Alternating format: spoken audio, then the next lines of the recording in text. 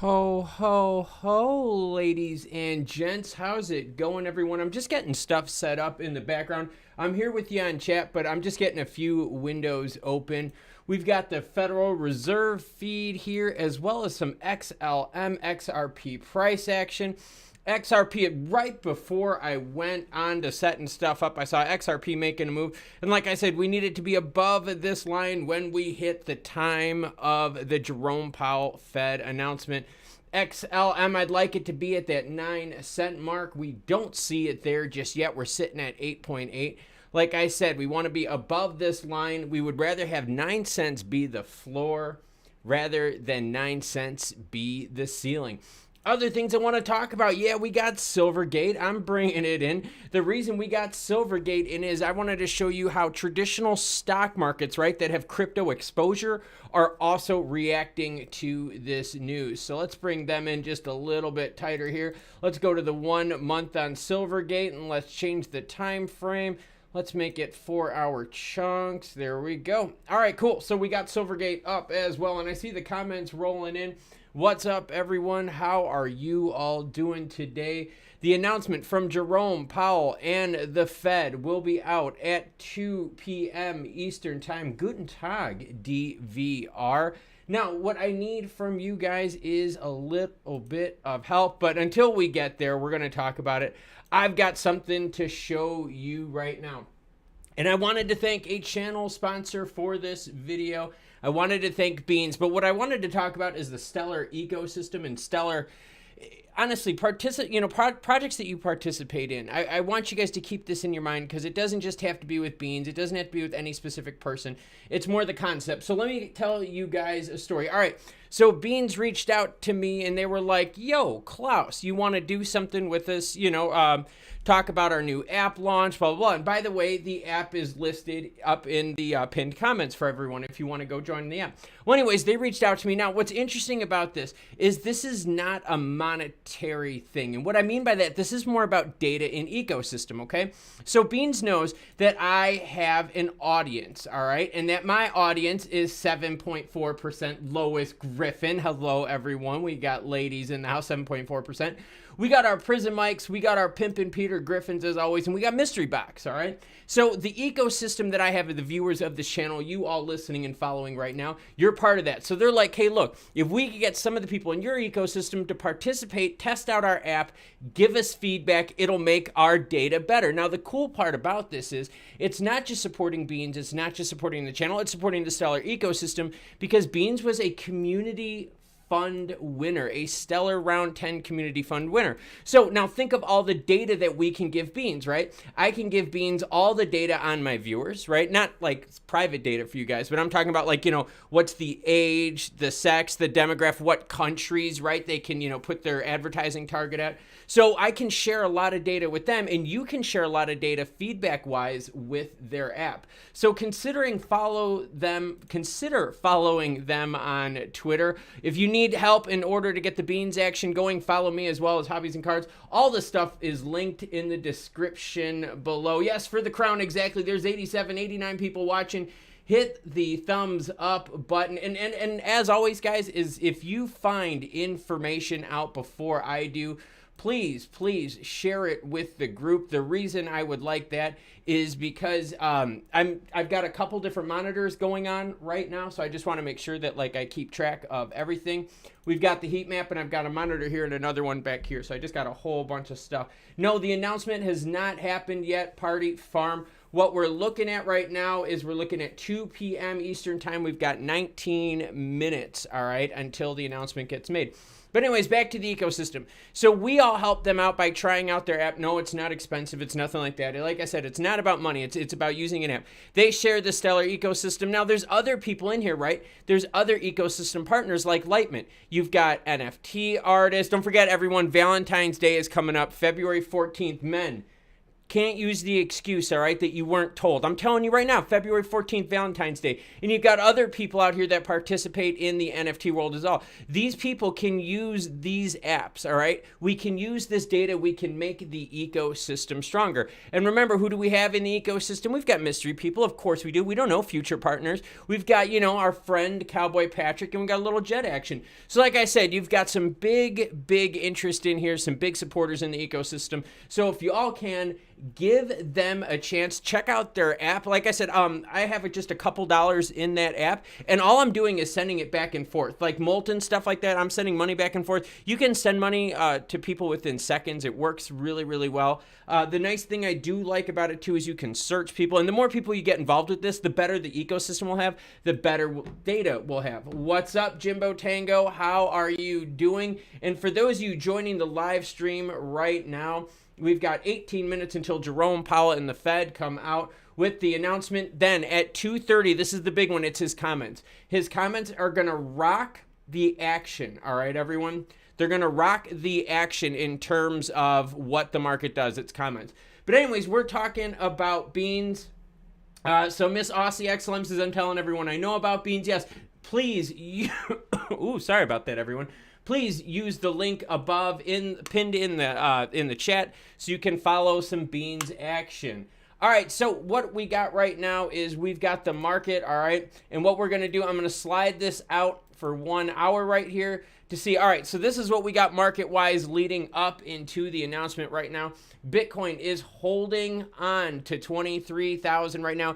ETH under that 1,600, sitting at 1,579. Okay, again, we talk about ceilings, right? We want to be above the announcement, right? Above that support, and we want that to happen when the announcement hits. XRP right now is at that point, right? 40.1 cents. XLM dipped under here, 8.8. Now, to zoom in a little bit more closely, you could see that just recently, right, just this action right here, over the last several 15 minutes, you've seen a price rebound of XRP getting back above that line of where we needed to be at 40 cents, with XLM right here still not there, sitting at 8.8. And let's fix this time frame here real quick here so we can get a little bit more. Let's put this 5 minutes. All right, and we will zoom out. There you go. That's where you could see the XLM action. And let me change my bar. It's about right here. All right, so we've got everything set. All right, we've got Adroba says, I still have my long Bitcoin position open, holding for a pop. Yeah, and let me know in the comments below, who are you following the most in this crypto market right now? But we've got our two favorites. We've got XRP above that 40 cent mark, XLM below, sitting at 8.8. And you've got Bitcoin above at 23 and ETH below at 1579. All right, everyone, we got several big stories that came out, right? Fed expected to raise interest rates. That's not the news, okay? That's not the news. 25 basis point hit, all right? We can go sideways, down, or up with a 25, and I'll explain why. A 50 stops us dead in our tracks, right? A 50 takes this heat map right here, changes this all red. You're going to see a several percent dip just like that, just on the announcement of the 50. Here's the problem. It's his comments, right? What does he say? Is he going to be doing more? All right. Is he out there saying, hey, look, guys, we're at 6.5 right now when it comes to inflation. And I've got your back right here. I've got the inflation chart up on the screen. We're at 6.5 right now. We need to get to 2.0. So no, not only am I going to put a 25 here, but I'm going to keep going 25s until we get to where we need to be. That's the same bad effect as dropping some 50s. It just takes a little bit more time. So if the Fed is just going to keep rolling away with a 25, you could see another 150 basis points worth of hits until we get there, and not even being done yet. So there's a lot of action more in terms of his tone, what he says regarding the future. John Wycliffe says, hi, Klaus, quick question. In past videos, did you hand out your phone number so we can get in touch with you? No, if you want to get in touch with me, hit me up on, I'm sorry, my throat is totally roasted, everyone. If you want to get a hold of me, hit me up on Twitter. That is all linked in the description below of this video. You'll see it all right here, all the important information. If you go to the description, you'll find my Twitter feed. You'll find information about our sponsor, as well as all the links used so that you could follow this information yourself. That guy you know, thank you to channel members out there supporting you. That guy you know says, afternoon, Klaus. Thank you very much for that. I got you chiming in on what you guys have for the coins in action that you follow. We got XLM, HBAR, and Algo. Thank you, Miss Aussie, for chiming in. We got 137 of you watching right now, but only 47 likes. I know you can help out the channel, help out the algos to push this information out to other people. But when you find me on Twitter, which is really easy, I'm at Hobbies Cards, right? That's all linked in the information below. Hit me up on the DM. I'll share with you some information regarding beans. Let me know, too, if I have anyone right now that's watching that's going to be downloading beans. They just got a new update. I just downloaded that today, so excited to see that as well. Professional Degenerate says, yeah, so what's happening? Are we expecting a dump? It depends on what Jerome Powell and the Fed says. God's honest truth, it's not the 25 basis point hit. It's 25, and then with Jerome Powell going, you know what? If things don't come down further, we're going to have to keep dropping out nasty action. That's the concern right now, is not just the 25, but is it a 25 followed by 6 more 25s, right? That's 150, that's 175 basis points. What's up, Ben? I just saw Ben chiming in. We got Ben, we got Jimbo, we got Andy. What's up, Andy? How's it going?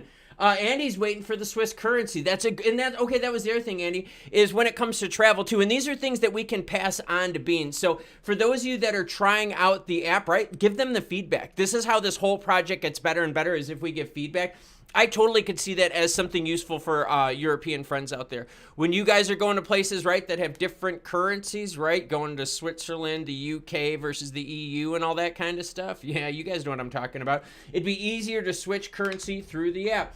So, Ben, what's up with you, kind sir? Glad to see Ben here. Good to see Jimbo Tango here. By the way, Ben, Jimbo Tango, and Andy, all from across the pond. Andy from further across the pond, but we've got huge support here from our foreign contingent. Yeah, Andy, definitely give the input there. Let Beans know. Follow them on Twitter, you guys. Let them know about the app. My thing with Beans is this, okay? I travel as well, and that's what I'm looking for. I'm looking for places where, hey, not only can I give them feedback on the app, but what about off-ramping from the app? You want to get everything kind of all-inclusive. So data like this we could pass on to our friends across the Stellar ecosystem.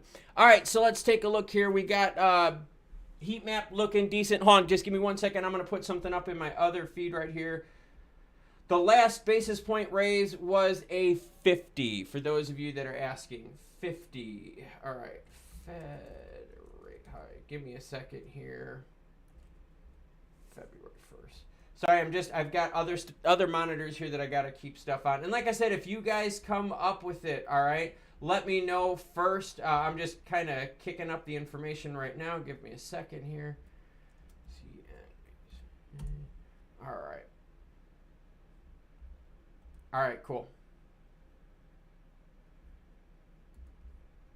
Give me 1 second, everyone. All right, cool. All right, I got my other... Sorry, I've got multiple feeds up. We've got Han saying hello from the Netherlands. War Galley, what's up? Like I said, channel members representing strong too. War Galley says, if it dumps, time to buy. Yeah, I mean, the bottom, right? We got to talk about the bottom. And now I'll admit, I did a video out there that had to do with the UK versus the US inflation-wise, all right? US hit peak inflation first, and we've also come down a lot quicker, all right? So the monetary policy for the United States won't necessarily have to be as strict as it is for the UK. The UK hit a higher inflation. They hit it after us, all right? So they're you know, where we're kind of past this 6+ months of peak, they're only past it by about 3.5, 4 months right now of peak. So realistically, right, we've digested it, the UK hasn't, so the UK monetary policy has to be a bit more aggressive too. So for my fans across the pond, there you go, there's the UK news for you. So yeah, across the pond, UK inflation has been higher than the US. It's also been delayed, and it's not going down as fast either. UK inflation went up like this, it's come down, and it's not coming down as strong. It's not coming down as equally as you could see with the US inflation. Let's see. McCade Barbering says, what likely outcomes if XLM does not hit the 9 cent floor mark? Okay, it's not about hitting 9 cent. It's about, can we get to that 9 cent before the announcement? And the reason why is I wanted to see 9 as the floor, all right? So that if there was good news, we could go from the floor up to the next stepping stone up. You don't want to break through a resistance point, because now 9 is acting as a resistance point, as a near-term one, and I'm talking super, super near-term. But if you scroll out a little bit too, you'll see that XLM has had trouble at that 9 cent mark. See, we could see it right here. They tried a few times here, got rejected, tried here, made it through. That's my point, is you've got you want to be above those floors. You definitely want to be above those floors. Let's see. Wonder what Alan Greenspan would do back then. I don't know. Alan Greenspan, he wasn't as good as people think. Alan Greenspan got us in trouble with the whole housing market stuff. But yeah, so here's the other thing too, okay? It's not just going to be about the Fed's rate hikes, all right? Fed expected to raise interest rate amid recession fears. It's also recession fears because think, when the Fed raises up interest rates, right, that really pumps the brakes on spending. You know, think of your car loans, your homes that have gotten way more expensive, all the stuff that's tied to loan, business loans, all that kind of stuff. That all becomes more expensive. When it's more expensive, people just don't want to spend the money. I mean, just it's plain and simple. They just don't want to spend the money as much, right? Because it's more expensive. Credit card rates go up too. So, you know, if you're carrying credit card debt, that just got more expensive. Every time Jerome Powell and the Fed comes out on the mic, that gets more expensive with your credit cards too. So it's not just the rate hikes, but now what happens recession-wise? If you've got high price action, right, on these base rates, you've got money being expensive for a couple of years here, that stunts growth as well. So we're not just talking about the Fed rate hike, we're also talking about like this teetering effect of recession too. So it's a definite delicate balance between can you be aggressive enough with rates, but not put us in too heavy of a recession. So, and loving the support from all over the place. We've got people around. Xspector007, like the name, says, thanks for the live stream, Klaus. Yeah, I appreciate you watching. In the Netherlands, banks are shutting down today. The biggest bank had issues with online banking. And that's, you know, that's the other thing too is where's money going to on the sidelines? You got venture capital money on the sideline. You've also got a whole bunch of money sitting in money market funds just waiting to go out there. Banks, traditional institutions, all right? This is something I wanted to share with you guys. Traditional institutions. It was touted by Congress, all right, that there was no exposure to any U.S.-based traditional finance places. Well, there's this bank, Silvergate, all right? Silvergate was a huge crypto bank, lots and lots of money. I mean, billions tied into crypto. And if I zoom out, you could see right here from their peak, I mean, we're talking a peak of $105, $106 down to 14. So there was definitely some impact action from FTX to the broader market, all right, to traditional finance markets, as Silvergate now is just getting pummeled, absolutely pummeled with their connections to the crypto industry. So I wanted to show you that as well, because what you're going to see right here, all right, and let's just zoom this in a little bit, is I want to see what happens to Silvergate when the announcement happens as well. So we're getting really, really deep in the weeds, everyone.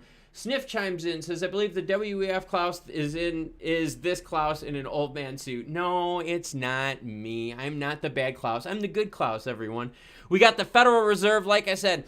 Jerome Powell will be on the mic at 2:30. All right, we've got that right here, ready to go. At 2 p.m. is when the announcement is made. Jordi de Brugen says, and thank you for all the support from everyone in the Netherlands out there, says, yeah, my bank app doesn't work here in the Netherlands, kind of making me anxious since morning already. That's interesting. Let me know what you guys are dealing with the banking stuff over in Netherlands. Keep me up to date, please. Hit me up on Twitter and let me know. And let all of us know, because this is definitely a community ecosystem event. Let's see, Las Vegas representing. All right, I think we got a couple people, from Las Vegas here. BlackRock is buying Silvergate. See, and that would be the other thing. We need consolidation. We do need consolidation in the space. But Silvergate, right? Silvergate's a very good example of Congress out there patting themselves on the back, saying we did a good job. No, you didn't. You patted yourself, circle jerk action. Silvergate still was super exposed to crypto, which is protected by the SEC. They trade on the NYSE. So yes, there you go, securities action. Homie288 says, Klaus, thanks for your insights. Any chance Jerome goes to zero? No way in freaking hell does Jerome go to zero. No way in hell. Check it out. All right, so I've got the 5-year report, all right, for inflation data, okay? The goal is 2.0. That's this line right here. We got to get there. We're at 6.5. We've got 4 whole points to go. So there's no way he's going to drop a zero. A zero pause, all right, is going to be, in my opinion, when we get closer to this 4, like 3.5, 4. That's where you could be like, all right, let's pause with the zeros for maybe a month or two, see if inflation is still going down, because you don't want to overcorrect, right? You don't want to just keep slapping 25s on. Slapping 25s time and time again, you will break the market, right? You will then go so aggressive that you're going to have this lag effect, and this lag effect will just totally blow you out the back door. totally cause recession, because money will then be so expensive that it'll be so expensive to borrow that that'll definitely stifle growth in housing, car market, business development. Debt will just go through the roof because everything will be so much more damn expensive. Holy crap. Jan says, I heard Beans will also do MoneyGram. That would be awesome. I would love to see Beans with MoneyGram. That would be a huge, huge interaction, because I'm all into their on and off ramps. And check out Beans. Check them out on Twitter, everyone. The link is in the pinned chat up on the top. We've got about 3 minutes until the announcement from Jerome Powell and the Fed. If any of you out there hear what the announcement is, please hit it up in the chat right away. I've got several monitors going right now, but I'm looking right now at the heat map, all right? That is what we've got right now. We're looking at the heat map. The reason why I want to see what happens the minute the market makes that announcement, when Jerome Powell and the Fed make that announcement. What happens to the market? Will we be able to hold? Bitcoin is above 23. XRP is above 40. But XLM is below the 9 cents and Ethereum is below 16. So we're kind of 50-50 right now where we want to be with our favorites out there. You can see XRP has had this rally about over the last half hour, getting above that 40-cent mark. I find that key. Sheezy says, what time is the Fed meeting Western time? The meeting is at 2:30 p.m. Eastern time. All right. And the actual announcement of what, they're going to hit, whether it's a 25 or 50, is at 2 p.m. Eastern time. So I'll let you convert the Western to Eastern. How about that? John says, we've got XLM at 8.85. Yes, we do. We've got it right here up on the screen. XLM, like you said, a little bit of action right here, testing some near-term bottom. I would like I said, I would like it to have been at that 9 cent or higher. I would have liked us to have been at floor support of 9 cents. We had quite a few days there. When you zoom out, you can see we had quite a few days here where we were closing above, right, for a 24-hour average above that 9 cent mark. So we had it. DVR says Lebanon Central Bank issues 90% inflation. Yeah, where inflation is bigger, the use of a cryptocurrency makes more sense. But it also means money becomes way, way, way more expensive. Robert Melvin says, hello from Ontario, Canada. Give Klaus some love and hit that like button. Yes, please do. We've got 218 of you watching right now, waiting to see what the market does. And like I said, as soon as that news breaks, please shout it out in the chat. I've got my feed up here as well. Oh, boy. Decision, like I said, is coming up here in the next minute or so. Just waiting to see what they say. Interestingly enough, though, Bitcoin is holding at 23,000 right now. We've got ETH under that 16, pretty much going sideways. Let's see. They always got to do these meetings right at the last hour of my trading day just to make my job difficult. Interesting. Now, the thing is, don't ever fight the Fed. Don't fight the Fed. Just roll with it. The Fed is just a massive monetary policy friend out there, or friend or foe, whatever you want to call it. So let's see what happens here when the I'm just going to go because it is 2 p.m. So we should have these numbers out. Like I said, if any of you see it, let me know because I'd be very curious to see. I'm just looking for the update right now. Give me a second here. All right, hold on right now. Sorry, I'm just uploading all my different screens. Right now, the heat map is not showing us too much action. Hold on, everyone. I'm just looking for this right now.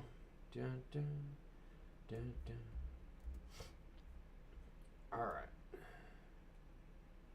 Quarter point. All right, we've got it in. We've got a quarter point verified. All right, cool. That is good. That is going to give us some breathing room. All right, so we got a quarter point in. So now here's the thing, all right? Let's see what happens with the market this next half hour. Because remember, Jerome Powell from the Fed comes on at 2:30, all right? So we've hit our first milestone, which is hitting that quarter. That's a good sign. That tells us that Jerome Powell believes that, yes, we don't have to be as aggressive because the action is working. That's good. That is good. Everyone right now, that's Welshie 4948. You had it right. That quarter point, that's half the job. The other half is what his comments are going to be. All right, what his comments are going to be. We've got XLM up on the screen right now, sitting at 40.1, holding. Let's see what happens, and let's move this. We're going to have this as our timestamp here for the announcement. XLM sitting at 8.8 right now. Let's just zoom this in a little bit more into 5-day. We're going to make the announcement bar. Here we go. We've got XLM up on the announcement bar. Like I said, I would have liked to have seen it go to 9 cents for the floor, but hey, we're good. All right, so now we're starting to see the movement. I've got the heat map right now up, going in the 1 hour performance category. So you're seeing juice that's happening right now. Bitcoin up 0.33%, ETH up a quarter, XRP up almost 1% in the last hour. We're seeing the moves with XRP. We've got XLM sitting right now up at about 0.5% in the last hour, sitting at 8.8. All right, the big thing is you can tell the market doesn't seem to be moving too heavily one way or another. So what we're going to need to do is we're going to need to see what Jerome Powell and the Fed, what his comments are. Which is really good. Jimbo Tango coming in big time. Like I told you, support from across the pond. Jimbo Tango coming in with a huge channel donation. Thank you, Jimbo Tango. Greatly appreciate the support, sir. And again, I will apologize to Jimbo because a while ago I said, hey, thank you to a channel supporter. Jimbo, no, and like he's a super supporter, huge ally of the channel. So I appreciate it, Jimbo. And everyone out there, please give Jimbo a big thank you for helping out the channel. His continuous support is making a lot of this action happen. So everyone, please wish Jimbo a big, big thank you. Now at 2:30, we're going to have Jerome Powell and the Fed coming out on the mic. Bitcoin is up 23,103, ETH 1580. Again, I would have liked to have seen ETH at 16. You know, and I get it. There's some of you out there that are just like, okay, cool. You know, I'm not a big ETH fan. I'm not a big Bitcoin fan. But when Bitcoin starts making money, when the miners start making money and the Bitcoin economy starts working, it spills out to the rest of crypto and gives liquidity and confidence to the rest of the market. So even if you're not into Bitcoin, you know, it is important that Bitcoin and Ethereum make some money because there is an ecosystem behind it. More so Bitcoin now than Ethereum. When Ethereum transferred over to proof of stake versus proof of work, that ecosystem definitely changed. Sniff says, yo, Klaus, let's get drunk and eat mushrooms. That's not a bad idea. Maybe not right now because like I'm very calorie deficit right now, but I do like that idea. And we got a lot of thanks rolling in for Jimbo. Thank you everyone for thanking Jimbo because again, this is community based. All right, so everyone right now is looking at the heat map going, all right, cool. We're getting some green. XRP up 1%. I like to see that. XLM up 0.55. If we zoom into the specifics, all right, you can see, all right, nothing too crazy. The market is going to be going sideways until we get action from Jerome Powell himself. It's his comments. Jerome Powell comes out and he's like, hey, you know what? I like this quarter basis point. I like the direction we're going, but we got to keep going there. We have to keep doing it over and over. These quarter points will really make things expensive. You get 3 more of these Fed meetings going at a quarter point apiece. That's 1 percentage point higher over several months. That's a huge chunk, man. Huge chunk. Robert Melvin chiming in. I see the comments, Robert. Robert's chiming in. You got to do another Friday night chat. I do. I definitely got to do one. But the thing is, I got to do one when I can actually have some fun. I've been so hardcore into training. I've been so hardcore into pushing it here, just trying to get myself ready for my trips that I do. Ben chiming in as well. Again, see, I told you everyone, support from across the pond. Ben chimes in supporting the channel as well. Ben has been here since the beginning. Ben's brother is the one that hand drew the stellar background where we're on the moon, actually looking over the UK. So it's kind of cool picture. So thank you, Ben. I appreciate it. And everyone, please give Ben the thumbs up and the thank you. Huge support from those two channel members, channel friends, really coming in strong on this one. And speaking of coming in strong, Jerome Powell comes in Twitch in 25 minutes. He comes in. Thinking of, if you guys can, just try the Beans app. It's not about money. You don't have to go crazy. Just put like a couple dollars in it. Try the app. See how it goes. Use the link that's listed from up above. Follow them on Twitter. Give them feedback on the app. I use the app to send Molt money messages, okay? But I also send him tips, and he sent me tips. I actually gave Molt a meditation tip. I know it sounds really weird, but I gave Molt a meditation tip, all right? And Molt actually sent me a tip using beans. Like, it was actually pretty cool. I was like, oh, dude, thank you. And he was like, yeah, just another tip. You know, it helps me out with my breathing as well. So you can use beans for a variety of things. I even said, hey, Molt, if we ever hang out, and you want to pay for something, I'll gladly pay for the other half, slide you the money with beans. So the main thing about it is it's not about trying to get money out of people. That's why I did this partnership. That's why they're sponsoring this live stream. And so that you guys know, Beans is actually sponsoring this live stream straight up. Isn't that freaking cool? First channel live stream, and actually first channel itself sponsor, right? This is now the second video they're sponsoring. This is the first live stream that's being sponsored. So do me a favor, hit the like button and share this so the news gets out there. But the thing with Beans, it's not about money. It's not about putting money onto there and like gobs and gobs of it. No, it's about trying an app that's part of a stellar ecosystem. Me doing more than just participating in that. All right. Me doing more than just going out there and purchasing, you know, on Webull or purchasing NFTs, me being part of an ecosystem friend. All right. So that's why I wanted to partner up with Beans. And what Beans is a non-custodial wallet, super easy to use. You just fund it and you send people money right away. It is super easy to use. And it's really meant for sending money back and forth easy and quick. You can do it between cross currencies too, which is awesome. What I like for it is I can actually get paid by this video using that app. And what's cool is, and if you guys didn't know this, and yes, thank you, Robert. They're doing it for 2 videos. They did it for a video already, and they're doing it for this live stream. But for those of you that didn't know, I'm actually getting paid, you know, for this sponsorship through the Beans app. The cool thing is, for my fans out there watching, this company is in the Netherlands. So now what I'm doing is I'm able to market myself to a company in the Netherlands, be able, right, to get paid through that wallet system, have it be on the Stellar network, so now I'm supporting the Stellar ecosystem, and on top of that, I can give them feedback on the app, which is going to make the app better for everyone else in the Stellar ecosystem, as well as the users. So for me, this wasn't about like a whole, like big hit money-wise, because this is the furthest from it. All right, the sponsorship is based on per views, not what you guys put in. It has nothing to do with that. But the reason why I want you guys to try out the Beans app is just so you could let them know how it works. Imagine if you guys wanted to do a project out there. All right, and like I said, I'm plugging them hard. The reason I plug them hard because it's a stellar sponsorship, ecosystem action, right? Community fund winner. But I want you to think, what if you were starting a business? All right. And you started a business, let's say you started like a pastry shop. I'm dieting, so I'm gonna bring up food just so you guys can freak out a little bit. So I can freak out, make my mouth water. But you're starting up a pastry shop. You only get like 5 people in the first week. You don't know if your pastries are good or bad because you don't have enough feedback from your customers. But what if you get 500 people in your first week? Even if they're buying something super small, like a little mini cookie or something like that, they're at least going to be able to give you feedback. Hey, your food is great, right? Now, then you can know, okay, I don't have to worry on the product. I have to work on the marketing. Or maybe people come in, they're like, dude, your food is great, but we never heard about you. Well, and that's kind of the thing, all right? And that's the idea, right? If we give them more support by giving them more feedback, that's more valuable in a lot of instances than people putting money on these apps. And that's why I wanted to do it, because it wasn't for me about getting paid big. For me, it was about making sure that I could help a stellar ecosystem partner. And the other thing is too, is there's a lot of people on Twitter. I don't know if you guys noticed this. And don't forget, we're going to get 2:30 is Jerome Powell in the Fed. You like it? He's stroking it. Did you guys notice that? I made it so that he's stroking the coins. You know, you like it rough. Wasn't that pretty good? But the reason I like it is because on Twitter, I do follow a whole bunch of NFT artists out there. In the stellar ecosystem, a whole bunch of NFT artists. And there's also people I know that are devs. And these people now can work and get paid through this app, which is super, super important, all right? Because now it gives a way for these people to get paid through the stellar ecosystem, and you can pay people within seconds on here. So for freelance artists and stuff like that, it's freaking cool. And yes, Lois is hot, by the way.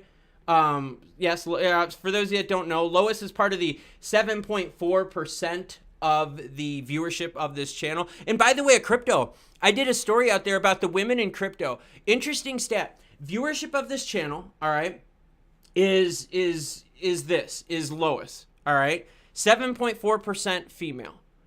Crypto, like high ups in fintech, crypto, Web3 companies, like big CEOs, big positions, right around 7%.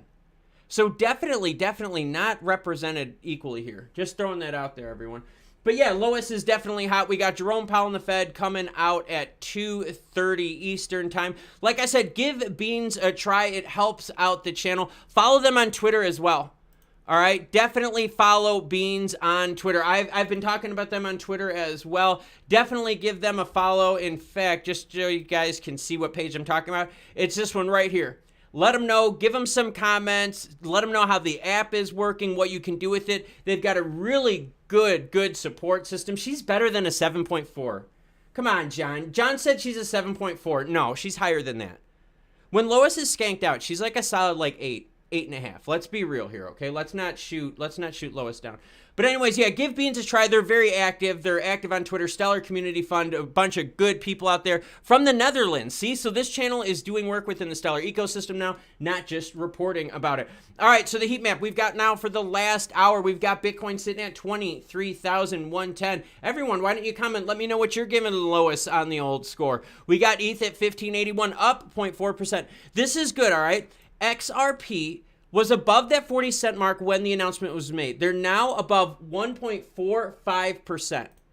That's key. That is, they were, when this announcement was made, they were already above there. And that I was excited to see. See, XLM still got a way to go. Same story here. You're starting to see them move up, but they still have a way to go. And we're waiting for Jerome Powell and the Fed. He's going to be coming on in 18 minutes. Let me know. All right. Let me know what you guys want to talk about in the comments right now. I'm going to wet my whistle. For anyone else out there wetting their whistle or hitting Dr. Green Thumb, let me know in the chat, and I'll join you with my water.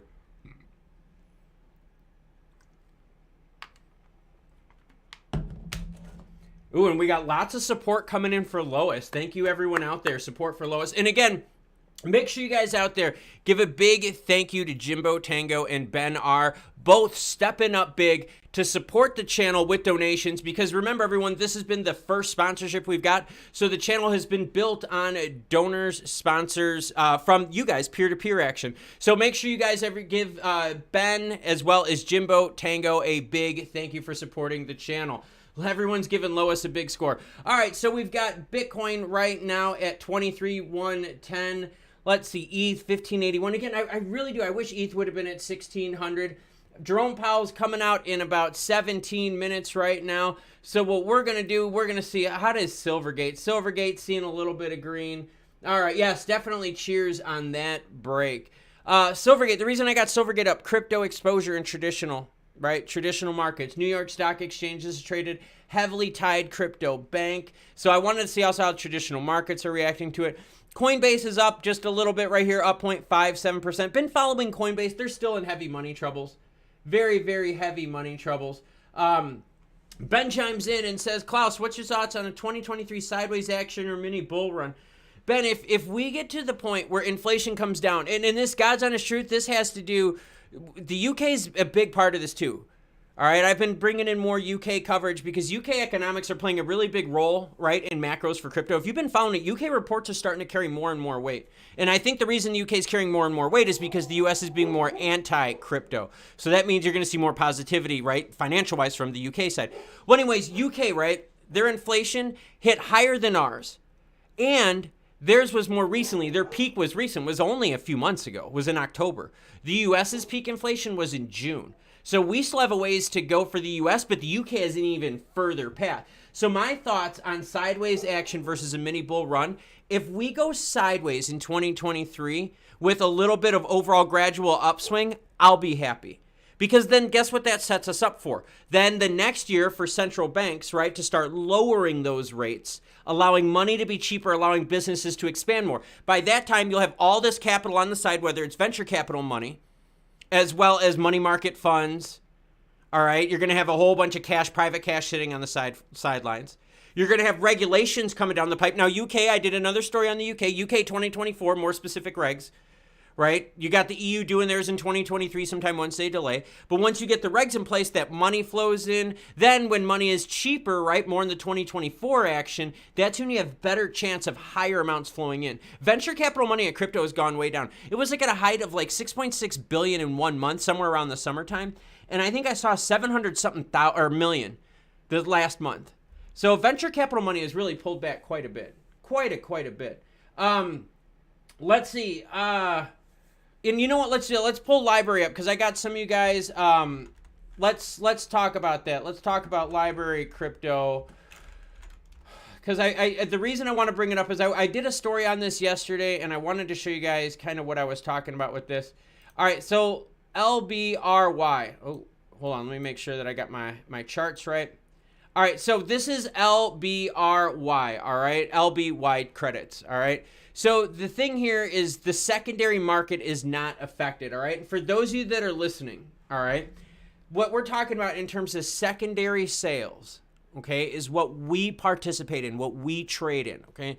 There was a hearing where the amicus Deaton was out there saying, hey, I want to make sure that when the judge made the ruling, that the ruling doesn't include secondary sales. It only includes primary, which is coming from LBRY directly, or coming from like Ripple Labs dumping it. Similar to like an ICO, just think of a little bit broader. What the judge said was, yo, hold up. Referring to it as unregistered security sales has to do with the initial oomph, the initial offering, taking it from a private holding, exposing it to some public entity, okay? Then what those public entities do from that point forward, that's all secondary sales. So the reason why LBRY is up is because now the people that are trading it aren't going to be in any trouble because it's not affecting secondary sales. This now opens up the door for that standard to be set for XRP. So whether Ripple Labs wins or loses, secondary sales so far by the courts have been held up to be deemed not a security, which protects people like you and me. All right, we're the secondary market. So the LBRY case, and that's why we've been following it on this channel, and that's why I've been trying to show everyone the whole LBRY thing, and that's why I'm glad you guys are asking on the comments. I have an amazing audience, a very smart audience, asking the right questions. But that's why the LBRY thing is so important, is because the precedent this sets is because there's no government rules and regs, right? So if you don't have government rules and regs on the legislative side of things, who do you rely on government-wise? The judicial side. All right, executive branch made their executive order, which was very weak. So now the executive branch is basically looking between the judicial side as well as the legislative side saying, hey, can you figure this out? We just got a ruling on the judicial side with LBRY saying, hey, secondary sales are not securities, which is great. That protects us completely. Hopefully that makes sense for everyone. So yeah, let me know if that makes sense, why LBRY is up, and it specifically has to do with secondary market sales, all right? Now with XRP, granted, same action applies there with XRP. This implies too that even if if Ripple Labs were to lose, all right, even if they were to lose, the courts have already come out in a previous ruling saying, hey, secondary sales aren't part of this initial hit. All right, SEC, no, you can't go after it. Amicus, you know, we're making it clear in the record that this does not apply to secondary sales. So XRP definitely getting some support with the LBRY case. Jerome Powell set to come on in 12 minutes, and we've got 211 of you now watching with only 124 thumbs up. That's it. Come on, everyone. Smash that like button. It doesn't cost you a thing to do that. And if you guys could, do me a favor, at the minimum, find Beans on Twitter, say hi, check them out. I've got the information linked up there. Get more information because there might be someone you know that travels that could use on and off ramps some money super cheaply, super quick. Or if you have family members that live abroad where you could send them money within seconds and make it super easy and support a stellar ecosystem partner, check out those links at the top. Yeah, Nico's got a good point. Says, at Joe, once the DXY goes below 100, it's all systems go. Yeah, and yeah, Reckless says, careful. The library case was not a ruling. It was the judge musing out loud. But that is on the record. And that does set the precedent judicially, right? Because everyone, at first, remember everyone out there was like, yeah, but the LBRY case has nothing to do with XRP. Crap, it does. The SEC brought up in their summary judgment filing LBRY. They brought up that case. So yes, of course, it does apply. There is some carryover. All right, so let's take a look at the heat map right now. So like I said, we've got this up for an hour. Bitcoin above that 23 still. ETH not at the 16. Market's waiting. Market is waiting for Jerome Powell and the Fed, and that's what we got. Here we go. Bitcoin awaits Fed Powell speech as we look at 23.5 for resistance. Yep. Powell, 420 right now before the announcement. Yes, for those of my friends out there, you are also welcome to comment on your favorite strain. This is a cannabis-friendly show. And for those of you that don't know, I believe that's what Pimpin' Peter Griffin gets in. Robert Melvin says, just got beans. What's up, Robert? How are you liking it? Let me know. And let me know, Robert, too. If you tried a little bit, let me know on Twitter. It's super easy to use, and you can actually communicate with people, which is great. Ben says, what's everyone's biggest holding and why? Mine's XLM. Mine is XLM as well. I'll give you my why, Ben. My why has to do with the partnerships in the ecosystem. Yes, I understand that the stellar ecosystem is boring. MoneyGram, boring. All right? That's like going to the strip club with like $1 bill and you don't have your debit card. Boring. You're not going to get any attention if you're not paying, right? So I get it. But they're reliable, but they've got juicy partnerships. You got the UNHCR partnership, Ukraine CBDC action. You've got a company like Beans building on there, doing peer-to-peer action movement of money. So we've got a lot of good going, and it's usable stuff. I think there's more usable stuff that I'm seeing right now with the Stellar ecosystem than other things out there. It's all based, though, on peer-to-peer action, right? I mean, that's the biggest usage you're seeing right now is all peer-to-peer stuff. So that's why you're not seeing as a lot of Sexitus, because you're not seeing it as a marketing brand. You're not seeing it as like a Shibarium type. It doesn't fit into that. It's not part of the mining culture, right? Like Bitcoin. This is for peer-to-peer movement of money. So that's why I'm most bullish about it, is because it's use case. Like it's use case for sure. Use case for me means business use. Business use with profitability tells me money, and that's why I like it. You're not just sitting there trying to be a brand, because brands fail, right? I mean, everyone remembered the Supreme stuff, wedding cake. Thank you, Crypto Roger, wedding cake. I'm a big Granddaddy Perp fan, just throwing it out there, but thank you, wedding cake. But the thing that I'm talking about with this is that there's use case on the Stellar network. All right, but who's playing in that network, right? How many people are okay? So just hear me out. Ben says, do you think when they spend on media, something will happen? I don't think it is. It is part of spending on media, but here's the thing, Ben. Let's just pretend with Beans, all right? Like I said, Beans is sponsoring this. I'll use them as an example. Blue Dream. There we go, everyone. Thank you for sharing, by the way. I got to be sober Susie as I'm trading, so it totally sucks. But think about that, right? How many people out there, Ben, know of different Stellar on and off ramps? How many people out there watching know about how to use MoneyGram? How many people out there watching have sent money, right? And that's the whole thing. And the marketing is definitely, it's not just about getting it public, like trying to get price action. The marketing is also getting people to use it, because the more people you actually get using it, and using it like frequently, like you would a debit card, stuff like that. Bruce Banner is fire. You guys are awesome. But as long as you get more usage of that product, the value of it goes up and up, because then it becomes more profitable to scale.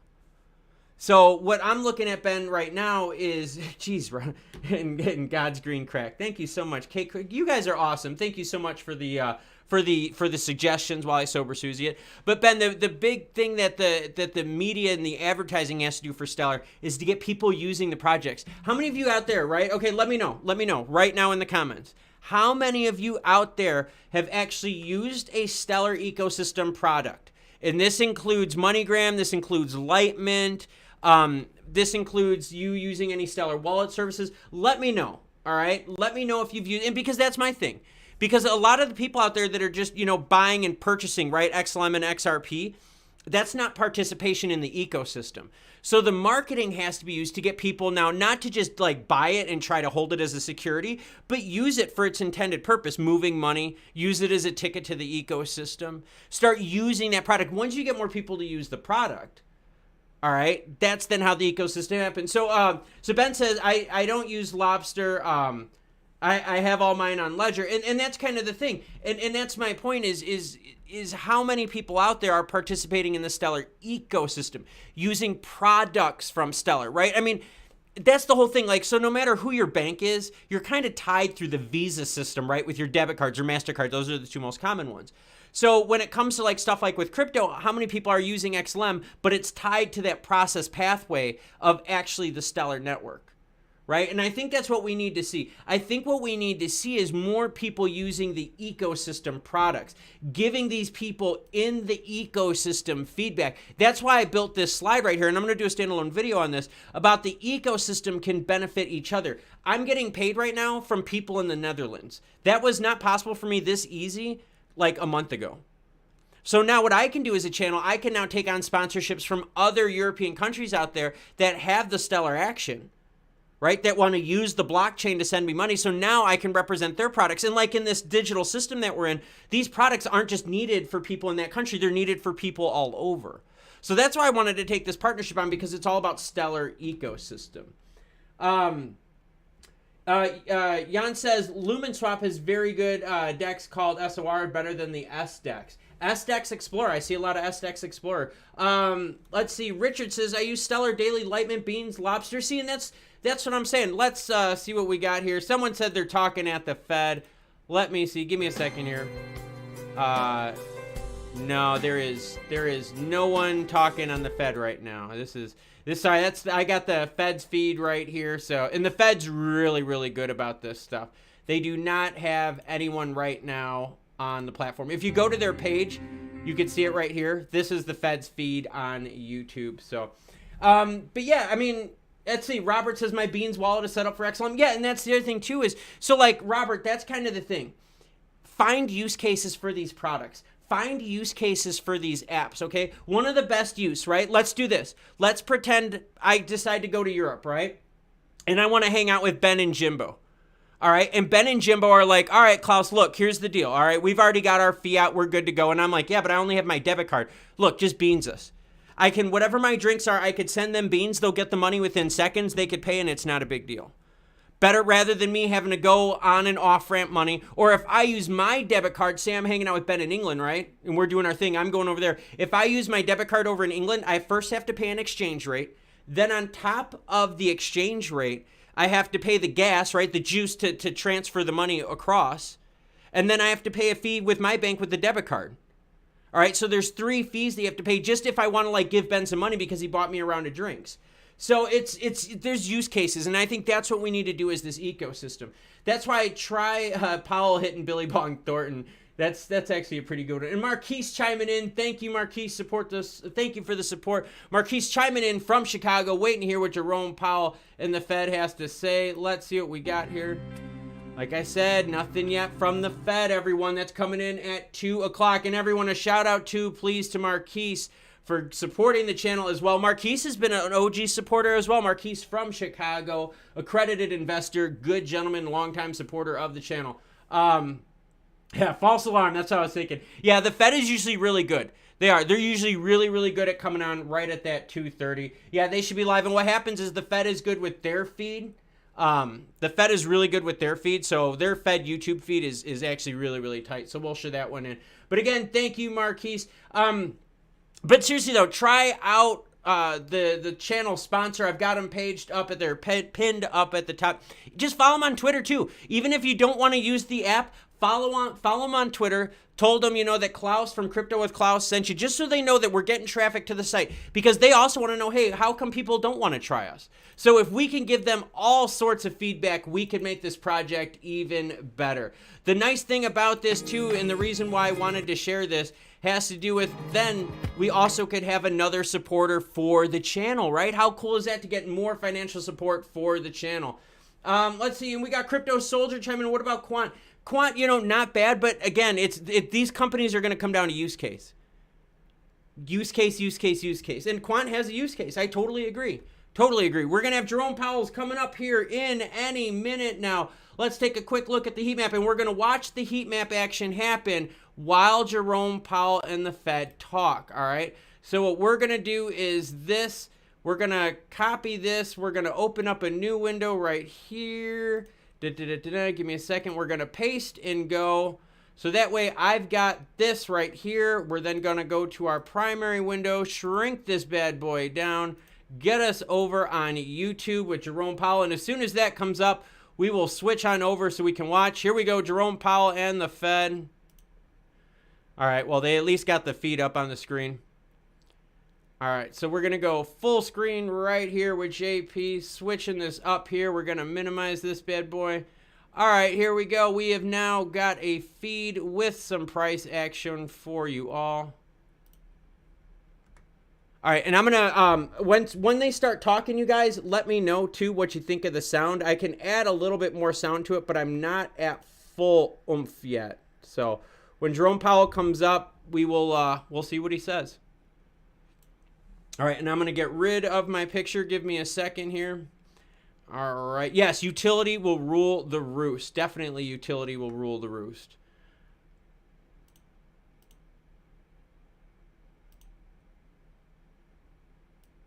Understand the hardship that high inflation is causing, and we are strongly committed to bringing inflation back down to our 2% goal.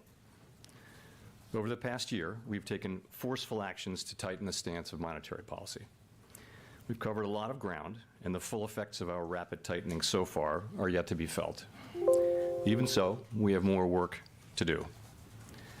Price stability is the responsibility of the Federal Reserve and serves as the bedrock of our economy. Without price stability, the economy does not work for anyone.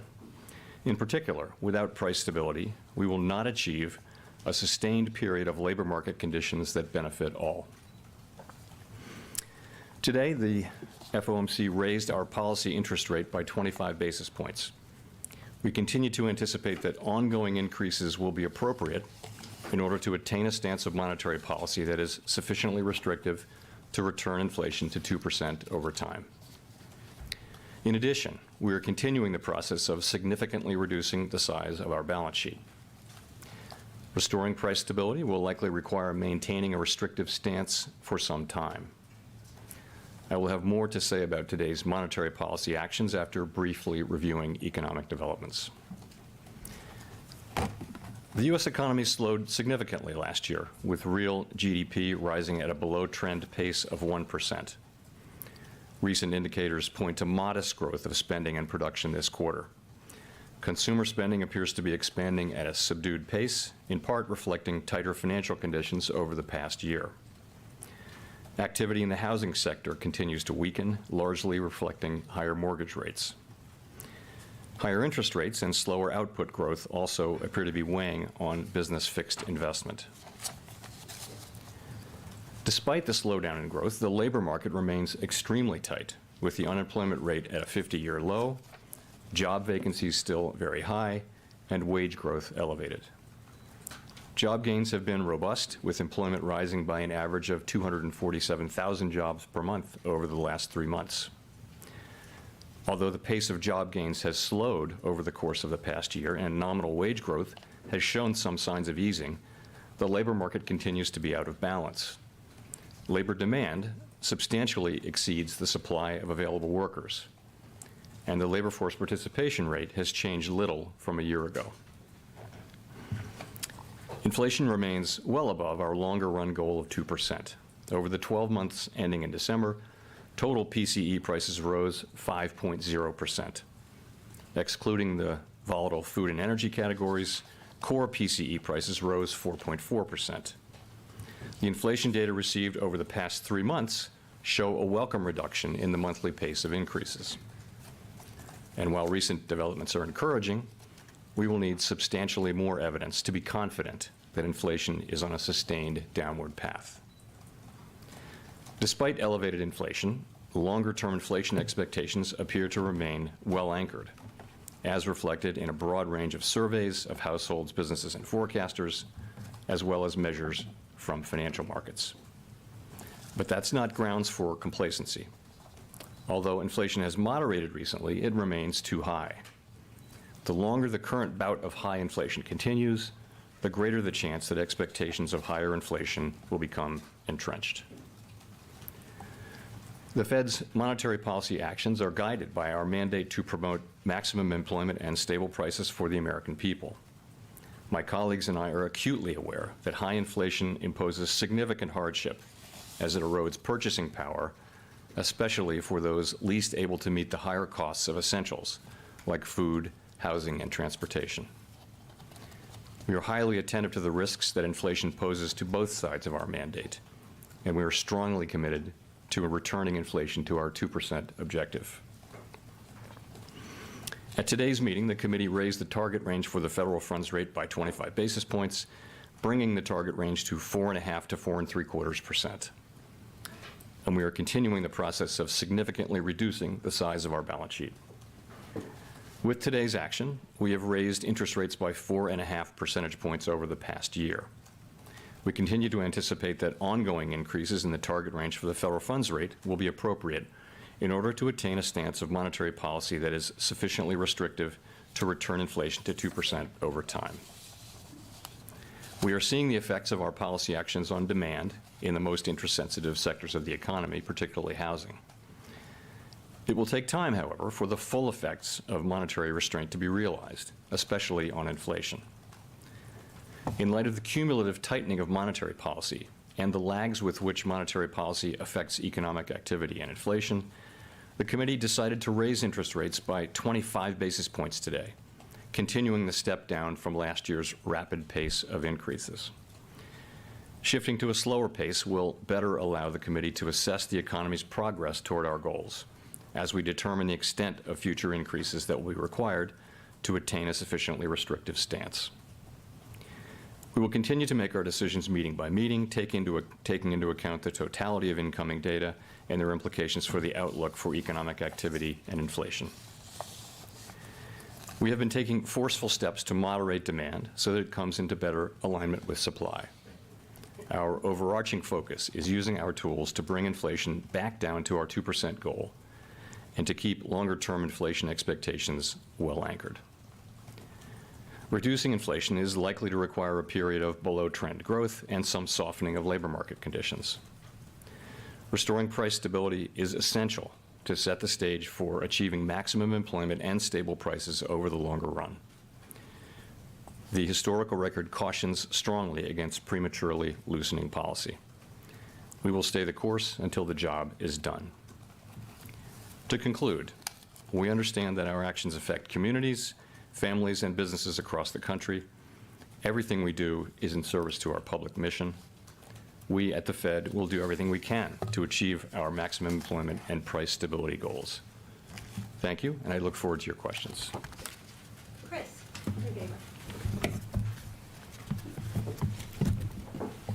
Chris Rugaber, Associated Press. Thank you for doing this. As you know, financial conditions have loosened since the fall, with bond yields falling, which has also brought down mortgage rates, and the stock market posted a solid gain in January. Does that make your job of combating inflation harder? And could you see lifting rates higher than you otherwise would to offset the increase in, or to offset the easing of financial conditions? So it is important that overall financial conditions continue to reflect the policy restraint that we're putting in place in order to bring inflation down to 2%. And of course, financial conditions have tightened very significantly over the past year. I would say that our focus is not on short-term moves, but on sustained changes to broader financial conditions.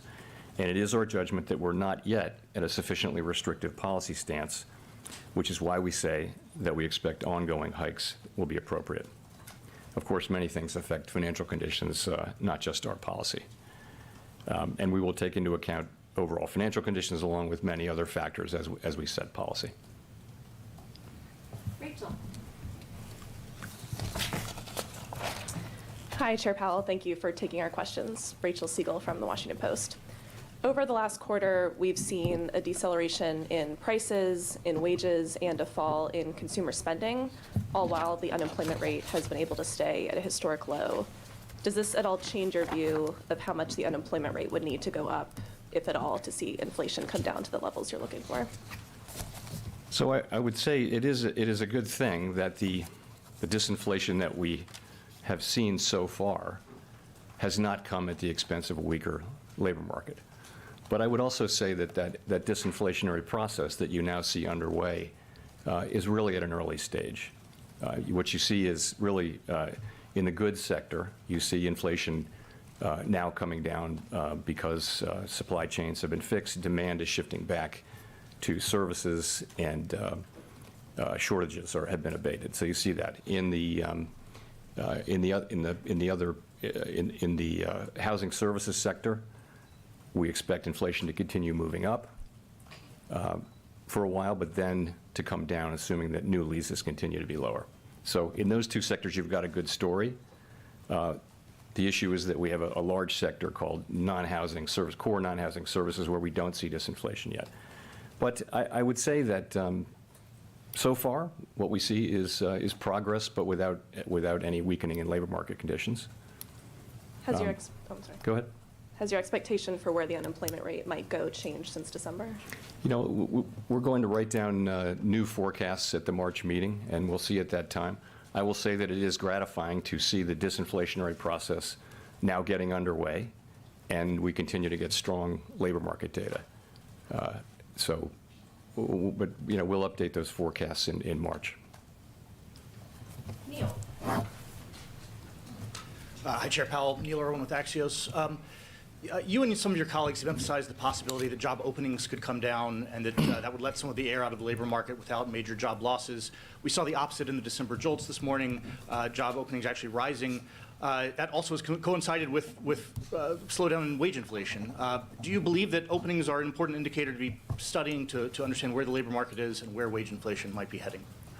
So you're right about the data, of course. What we've seen average hourly earnings and now the employment cost index abating a little bit, still off of their highs of 6 months ago and more, but still at levels that are fairly elevated. The job openings number in JOLTS has been quite volatile recently, and I did see that it moved back up this morning. I do think that it's probably an important indicator. The ratio, I guess, is back up to 1.9 job openings to unemployed people who are looking for work. So it's an indicator, but nonetheless, you're right. We do see wages moving down. If you look across the rest of the labor market, you still see very high payroll job creation, and quits are still at an elevated level. So by many indicators, the job market is still very strong. Go to Colby and then Howard. Thank you. Colby Smith with the Financial Times. Given the economic data since the December meeting, is the trajectory for the Fed funds rate in the most recent SEP still the best guidepost for the policy path forward? Or does ongoing now mean more than 2 rate rises now? So you're right. At the December meeting, we all wrote down our best estimates of what we thought the ultimate level would be, and that's obviously back in December, and the median for that was between 5 and 5.25%. At the March meeting, we're going to update those assessments. We did not update them today. We did, however, continue to say that we believe ongoing rate hikes will be appropriate to attain a sufficiently restrictive stance of policy to bring inflation back down to 2%. We think we've covered a lot of ground, and financial conditions have certainly tightened. And I would say we still think there's work to do there. We haven't made a decision on exactly where that will be. I think we're going to be looking carefully at the incoming data between now and the March meeting and then the May meeting. I don't feel a lot of certainty about where that will be. It could certainly be higher than we're writing down right now. If we come to the view that we need to write down to move rates up beyond what we said in December, we would certainly do that. At the same time, if the data come in the other direction, then we'll make data-dependent decisions at coming meetings, of course. Just as a quick follow-up, how are you viewing the kind of balance of risk between those 2 options of, the likelihood of maybe falling short of that or going beyond that level? I guess I would say it this way. I continue to think that it's very difficult to manage the risk of doing too little and finding out in 6 or 12 months that we actually were close but didn't get the job done, and inflation springs back and we have to go back in, and now you really do worry about expectations getting unanchored and that kind of thing. This is a very difficult risk to manage. Whereas, of course, we have no incentive and no desire to over-tighten, but if we feel like we've gone too far, we can certainly and inflation is coming down faster than we expect, then we have tools that would work on that. So I do think that in this situation where we have still the highest inflation in 40 years, the job is not fully done. As I started to mention earlier, we have a sector that represents 56% of the core inflation index where we don't see disinflation yet. So we don't see it. It's not happening yet. Inflation in core services ex housing is still running at 4% on a 6 and 12-month basis. So there's nothing happening there. In the other 2 sectors, representing less than 50%, you actually, I think, now have a story that is credible, that's coming together. Although you don't actually see disinflation yet in housing services, but it's in the pipeline, right? So for the third sector, we don't see anything here. So I think it would be premature. It would be very premature to declare victory or to think that we've really got this. We need to see. Our goal, of course, is to bring inflation down. And how do we get that done? There are many factors driving inflation in that sector. And they should be coming into play to have inflation, the disinflationary process begin in that sector. But so far, we don't see that. And I think until we do, we see ourselves as having a lot of work left to do. Howard Schneider with Reuters, and thanks as usual. So I just wanted to connect a couple dots here. The statement made a number of changes that seem to be saying things are getting better. You're saying inflation has eased. That's new. You've taken out references to the war in Ukraine as causing price increases. You've taken out references to the pandemic. You've eliminated all the reasons that you said prices were being driven higher.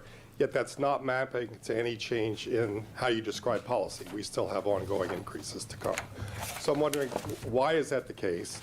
And does it have more to do with uncertainty around the outlook, or more to do with you not wanting to give a very overeager market a reason to get ahead of itself and overreact? So I guess I would say it this way. We can now say, I think, for the first time, that the disinflationary process has started. We can see that, and we see it really in goods prices so far. Goods prices is a big sector. This is what we've thought would happen since the very beginning, and now here it is actually happening, and for the reasons we thought. It's supply chains, it's shortages, and it's demand revolving back towards services. So this is a good thing. This is a good thing. But that's, around a quarter of the PCE price index, core PCE price index. So the second sector is housing services, and that's driven by very different things. And as I mentioned, with housing services, we expect, and other forecasters expect, that measured inflation will continue moving up for several months, but will then come down, assuming that new leases continue to be soft. And we do assume that. So we think that that's sort of in the pipeline. And we actually see disinflation in the goods sector, and we see it in the pipeline for two sectors that amount to a little less than half. So this is good, and we note that when we say inflation is coming down, this is good. We expect to see that disinflation process will be seen, we hope soon, in the core goods ex-housing, the core services ex-housing sector that I talked about. We don't see it yet. It's 7 or 8 different kinds of services. Not all of them are the same, and we have a sense of what's going on in each of those different subsections. Probably the biggest part of it, probably 60% of that is, research would show is sensitive to slack in the economy, and so the labor market will probably be important. Some of the other ones, the labor market's not going to be important. Many other factors will drive it. In any case, we don't see disinflation in that sector yet, and I think we need to see that. It's the majority of the core PCE index, which is the thing that we think is the best predictor of headline PCE, which is our mandate. So it's not that we're neither optimistic nor pessimistic. We're just telling you that we don't see inflation moving down yet in that large sector. I think we will fairly soon, but we don't see it yet. Until we do, I think we see ourselves, we got to be honest with ourselves, we see ourselves as having perhaps more persistent inflation in that sector, which will take longer to get down. And we're just going to have to complete the job. I mean, that's what we're here for.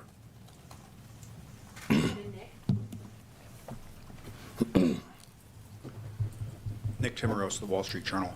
Chair Powell, you observed several years ago that we learned we can have a low unemployment rate without above target inflation, and we have learned lately that inflation can come down from its uncomfortably high level despite a historically low unemployment rate. Given that, and given how much you did over the last year, why do you think further rate increases are needed? Why not stop here and see what transpires in the coming months before raising rates again? So we've raised rates 4.5 percentage points, and we're talking about a couple of more rate hikes to get to that level we think is appropriately restrictive. And why do we think that's probably necessary? We think because inflation is still running very hot. We're, of course, taking into account long and variable lags, and we're thinking about that. The story we're telling about inflation is, to ourselves, and the way we understand it, is basically the three things that I've just gone through a couple times. And again, we don't see it affecting the services sector ex-housing yet. But I mean, I think our assessment is that we're not very far from that level. We don't know that, though. We don't know that. So I think we're living in a world of significant uncertainty. I would look across the spectrum of rates and see that real rates are now positive, right, by an appropriate set of measures are positive across the yield curve. I think policy is restrictive. We're trying to make a fine judgment about how much is restrictive enough, that's all. And we're going to, that's why we're slowing down to 25 basis points. We're going to be carefully watching the economy and watching inflation and watching the progress of the disinflationary process. Did you or your colleagues discuss the conditions for a pause at this meeting this week? You'll see the minutes will come out in 3 weeks, and we'll give you a lot of detail. We spent a lot of time talking about the path ahead and the state of the economy, and I wouldn't want to start to describe all the details there, but that was the sense of the discussion, was really talking quite a bit about the path forward.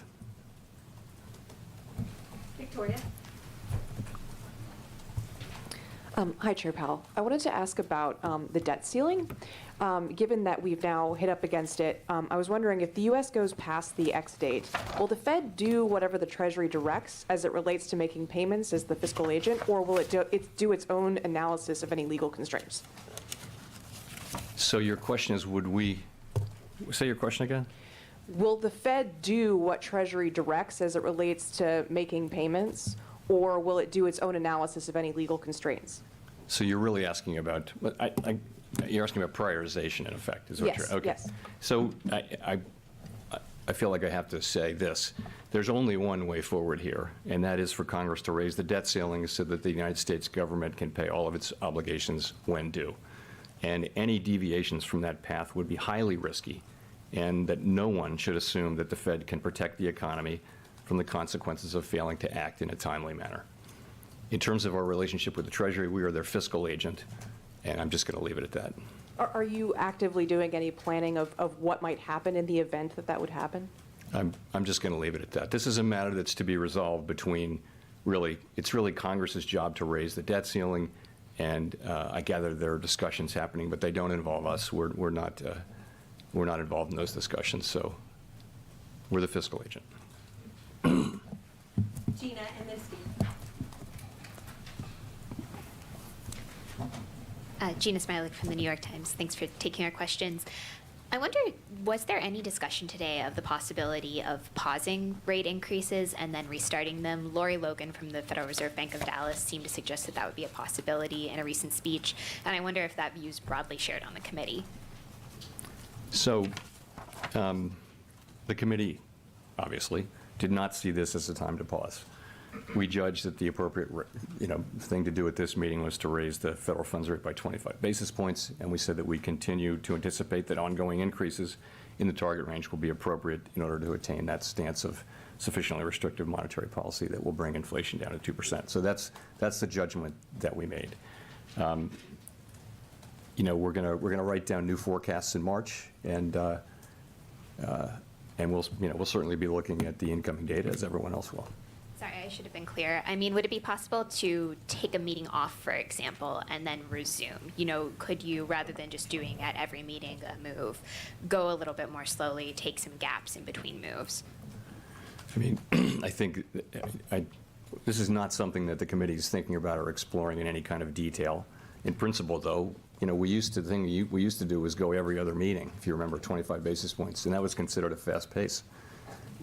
So I think a lot of options are available, and I mean, you saw what the Bank of Canada did, and they left it that they're willing to raise rates after pausing. But this is not something that the Federal Open Market Committee is on the point of deciding right now. Steve. Steve Leisman, CNBC. Mr. Chairman, the SEP has the PCE inflation rate in 2023 at 3.1%. Meanwhile, the 3-month annualized PCE is 2.1%, and you've achieved this without going to your 5.1% funds rate, which is what you have penciled in for this year. And you've also achieved it without the 1 percentage point increase in the unemployment rate, which you have penciled in for this year. I'm wondering if you've considered the idea of whether or not your understanding of the inflation dynamic may be wrong, and it's possible to achieve these things without raising rates that high, and also without the surge in unemployment. And specifically, I wonder if you might comment on the speech given by Vice Chair Lael Brainerd, who said To the extent that inputs other than wages may have been responsible in part for important price increases for some non-housing services, an unwinding of these factors. In other words, it may not be wages, the idea that it may not require unemployment rising to get this sector of inflation under control. Thanks. So a couple things. First, on the on the forecast,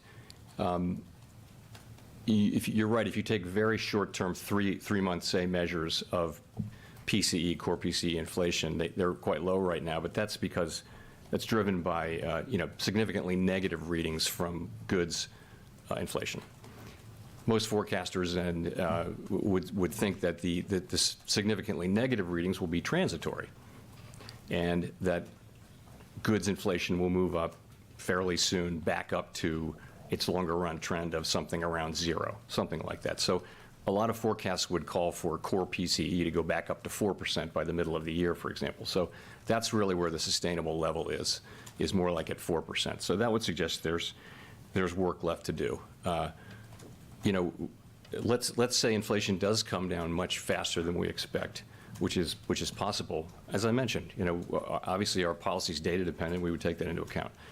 In terms of the core non-housing services, as I mentioned earlier, it's a very diverse sector, 6 or 7 sectors, and so sectors that represent 55 or 60% of that subsectors of that sector we think are sensitive to slack in the economy, sensitive to the labor market in a way. But some of the other sectors are not. And for example, financial services is a big sector that's really not driven by labor markets, wages. So that's why I said there are a number of things that will affect. Take restaurants, right? So clearly labor is important for restaurants, but so are food prices. And transportation services is going to be driven by fuel prices, for example. So there are lots of things in that mix that will drive inflation. I would say overall, though, my own view would be that you're not going to have a sustainable return to 2% inflation in that sector without a better balance in the labor market. And I don't know what that will require in terms of increased unemployment, your question. I do think there are a number of dimensions through which the labor market can soften. And so far, we've got, as I mentioned, in goods, we have inflation moving down without the softening in the labor market. I think most forecasters would say that unemployment will probably rise a bit from here, but I continue to think that there's a path to getting inflation back down to 2% without a really significant economic decline or a significant increase in unemployment. And that's because the setting we're in is quite different. The inflation that we originally got was very much a collision between very strong demand and hard supply constraints, not something that you really have seen in prior business cycles. And so now we see goods inflation coming down for the reasons we thought, and we understand why housing inflation will come down. And I think a story will emerge on the non-housing services sector soon enough. But I think there's ongoing disinflation, and we don't yet see weakening in the labor market. So we'll have to see. Can we get there with 5%? Certainly possible. Yeah, absolutely, it's possible. It's a question no one really knows. I think it's because this is not like the other business cycles in so many ways. It may well be that that it will take more slowing than we expect, than I expect, to get inflation down to 2%. But I don't. That's not my base case. My base case is that the economy can return to 2% inflation without a really significant downturn or a really big increase in unemployment. I think that's a possible outcome. I think many forecasters would say it's not the most likely outcome, but I would say there's a chance of it. Michael. Michael McKee from Bloomberg TV and Radio. I'd like to pick up on what you were just saying about a substantial downturn and ask, with the full weight of your tightening not in place yet, and with the progress against inflation, there's still a lot of talk about very, very slow growth going forward in 2023.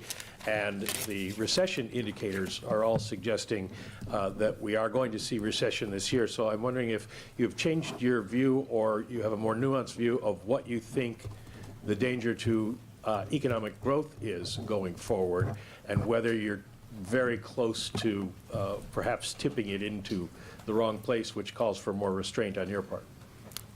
So I do think most forecasts and my own assessment would be that growth will continue, positive growth will continue, but at a subdued pace, as it did last year. We had growth of GDP growth of 1% last year, and also final sales growth, which we think is a better indicator of about 1%. I think most forecasts and certainly my assessment would be that growth will continue at a fairly subdued level this year. There are other factors, though, that need to be considered. You will have seen that the global picture is improving a bit, and that will matter for us potentially. The labor market remains very, very strong, and that's job creation, that's wages. As inflation does come down, sentiment will improve.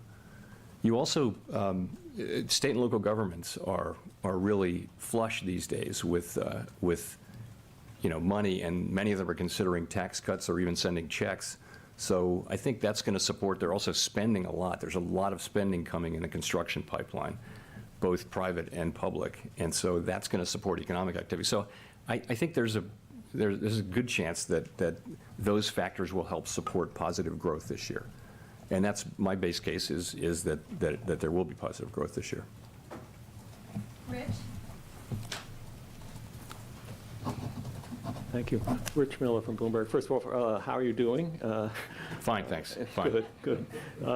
Second off, I think earlier on in the press conference, you said you need to see substantially more evidence of inflation coming down. Can you give us some idea of what you're thinking of? You mentioned 3 months, that we've seen 3 months in a row. Governor Waller suggested he might want to see 6 months. Is it just the inflation data, or do you have to see the labor market coming back into better balance to have that substantially more evidence metric? I don't think there's going to be a light switch flipped or anything like that. I think it's just an accumulation of evidence. So of course we'll be looking, by the time of the March meeting, we'll have 2 more employment reports, 2 more CPI reports, and we'll be looking at those carefully, as all of us will, and we'll be asking ourselves, what are they telling us? And soon after that, we'll have another ECI wage report, which, as you know, is a report that we like because it adjusts for composition and it's very complete. And the one we got, I guess it was yesterday, was constructive. It shows wages coming down, but still at a high level. They're still at a level that's well above where they were before the pandemic. So I don't want to put a number on it in terms of months, but as the accumulated evidence comes in, it's going to be reflected in our assessment of the outlook, and that will be reflected in our policy over time. But I will say, though, it is our job to restore price stability and achieve 2% inflation for the benefit of the American public. Market participants have a very different job, and it's a fine job. It's a great job. In fact, I did that job for years, but in one form or another. But we have to deliver that, and so we are strongly resolved that we will complete this task because we think it has benefits that will support economic activity and benefit the public for many, many years. Edward? Thank you, Michelle. Thank you, Fed Chairman, for taking the questions. So you've talked about we had solid job growth. I'm Edward Lawrence from Fox Business, by the way. We had solid job growth, a slight falling in the increase in consumer spending. It seems so far it's been relatively mild from the economy to go from a 9.1% CPI inflation to 6.5% CPI inflation. Is the hard part yet to come, to go from 6.5 to 2? I don't think we know, honestly. So we, of course, expected goods inflation to start coming down by the end of 2021. And it didn't. It didn't come down all through 22. And now it's coming down, and it's coming down pretty fast. So I would say this is not a standard business cycle where you can look at the last 10 times there was a global pandemic and we shut the economy down, and Congress did what it did and we did what we did. It's unique. So I think certainty is just not appropriate here. Inflation, it's just harder to forecast inflation. It may come down faster. It may take longer to come down. And, you know, our job is to deliver inflation back to target, and we will do that. But I think we're going to be cautious about declaring victory and, you know, sending signals that we think that the game is won, because we've got a long way to go. It's the early stages of disinflation, and it's most welcome to be able to say that we are now in disinflation. But that's great, but we just see that it has to spread through the economy and that it's going to take some time. That's all. How long do you see then the federal funds rate remaining at this elevated level? You know, so my forecast and that of my colleagues, as you will see from the SEP, and I mean, there are many different forecasts, but generally it's a forecast of slower growth, some softening in labor market conditions, and inflation moving down steadily, but not quickly. And in that case, if the economy performs broadly in line with those expectations, it will not be appropriate to cut rates this year, to loosen policy this year. Of course, other people have forecasts with inflation coming down much faster. That's a different thing. You know, if that happens, if inflation comes down much faster, you know, then we'll be seeing that, and it will be incorporated into our thinking about policy. Simon. Thank you, Chair Powell. Simon Rabinovich with The Economist. May I ask a further question about the language around ongoing increases? That, of course, implies at least 2 further rate rises. If you look at Fed Fund futures pricing, the implication is that you'll raise rates one more time and then pause. Are you concerned about that divergence, or do you think if everything breaks right, is that a plausible outcome? I'm not particularly concerned about the divergence, no, because it is largely due to the market's expectation that inflation will move down more quickly. I think that's the bigger part of that. So again, as I just mentioned, our forecasts, different participants have different forecasts, but generally those forecasts are for continued subdued growth, some softening in the labor market, but not a recession, and we have inflation moving down. Into somewhere in the mid-3s or maybe lower than that this year. We'll update that in March, but that's what we thought in December. Markets are past that. They show inflation coming down in some cases much quicker than that. So we'll just have to see. And we have a different view, it's a different forecast, really. Given our outlook, I don't see us cutting rates this year if our outlook turns true. As I mentioned just now, if we do see inflation coming down much more quickly, that'll play into our policy setting, of course. Scott. Hi, Chair Powell. Scott Horsley from NPR. One of the changes in the statement this month is that the committee is no longer listing public health as among the data points you'll consider in assessing conditions. What should we make of that? Does the Federal Reserve no longer see the pandemic as weighing on the economy? That's the general sense of it. Look, I personally understand well that COVID is still out there, but that it's no longer playing an important role in our economy. And, we kept that statement in there for quite a while, and I think we knew we would take it out at some point. There's never a perfect time, but we thought that, people are handling it better, and the economy and the society are handling it better now. It doesn't really need to be in the Fed's monthly or post-meeting statement as an ongoing economic risk, as opposed to a health issue. Nancy. Hi, Chair Powell. Nancy Marshall-Genzer with Marketplace. I wanted to go back to another thing that Fed Vice Chair Lael Brainard said recently. She said she doesn't see signs of a wage price spiral. And I'm wondering if you agree with that. I do.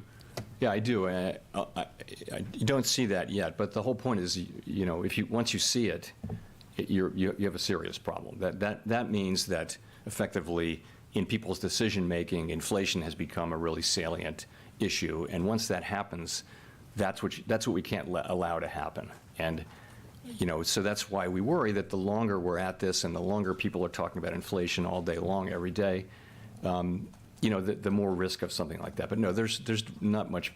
It's more of a risk. It always has been more of a risk than anything else. By the way, I think it's becoming less salient, and people are, we pick that up in conversations, and I've seen some data too that show people are, gradually, they're glad that inflation's coming down. People really don't like inflation, and as we see it coming down, that could also add a boost to economic activity. You look at the sentiment surveys now, and they're very, very low. With 3.5% unemployment and high wage increases nominally by historical standards, why can that be? It has to be inflation, right? So I think once inflation is seen to be coming down in coming months, even you will also see a boost to sentiment, I hope. So that's what you're looking at most closely is consumer expectations. That's at the very heart. It's consumers and businesses essentially. We believe that expectations of future inflation are a very important part of the process of creating inflation. That's a sort of a bedrock belief. In one way or another, it has to be. We think it's important. And in this case, I would say the risk 8 months ago or so, longer-term inflation expectations had moved up. We moved quite vigorously last year. Expectations seem to be well anchored, including at the shorter end now, not just the longer end. So it's, and I think that's very reassuring. I think, the markets have decided and the public has decided that inflation is going to come back down to 2%, and it's just a matter of us following through. That's immeasurably helpful to the process of getting inflation down. The fact that people now do generally believe that it will come down, that'll be part of the process of getting it down, and it's a very positive thing. Greg. Thank you, Chair Powell. Greg Ropp from Market Watch. In the minutes of the December meeting, there was a couple sentences that struck people as important. When the committee said participants talked about this unwarranted easing of financial conditions was a risk, and it would make your life harder to bring inflation down. I haven't heard you talk much about that today or in the statement, so I was wondering, has that concern eased among members, or is that still something you're concerned about? Thank you. I would put it this way. It's something that we monitor carefully. Financial conditions didn't really change much from the December meeting to now. They mostly went sideways or up and down, but came out in roughly the same place. It's important that the markets do reflect the tightening that we're putting in place. As we've discussed a couple times here, there's a difference in perspective by some market measures on how fast inflation will come down. We're just going to have to see. I'm not going to try to persuade people to have a different forecast. But our forecast is that it will take some time and some patience, and that we'll need to keep rates higher for longer. But we'll see. Let's go to Brendan for the last question. Hi, Chair Powell. Brendan Peterson with Punchbowl News. I wanted to ask if the Fed takes into account at all the debt ceiling when it comes to quantitative tightening, given the fact that rapid or faster quantitative tightening could bring us closer, faster to that drop-dead debt ceiling deadline. Could it play an effect as we get closer to that drop-dead deadline this summer?